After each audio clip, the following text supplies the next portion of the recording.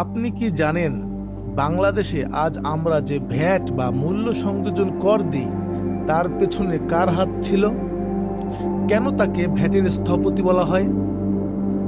স্বাধীনতার পর আমাদের দেশে ছিল সেলস ট্যাক্স বা আবগারি শুল্ক, যেখানে কর ফাঁকির সুযোগ ছিল অনেক। এই জটিল কর ব্যবস্থাকে পাল্টাতে 1990-এর দশকের শুরুতে এক দুঃসাহসী উদ্যোগ নেওয়া হয়। তৎকালীন অর্থমন্ত্রী সাইফুর রহমান 1991 সালের 1 জুলাই তিনি বাংলাদেশে প্রথম ভ্যাট বা ভ্যালু অ্যাডেড ট্যাক্স চালু করেন। ব্যবসায়ীরা তখন প্রবল বিরোধিতা করেছিল, হরতাল হয়েছিল, কিন্তু দূরদর্শী এই অর্থনীতিবিদ পিছু হটেননি। তার সেই জেদই আজ বাংলাদেশের অর্থনীতির মেরুদণ্ড। বর্তমানে সরকারের আয়ের সবচেয়ে বড় উৎস হলো এই ভ্যাট। সাইফুর রহমানের সেই আধুনিক কর কাঠামোই আজ বাংলাদেশকে সচল রেখেছে।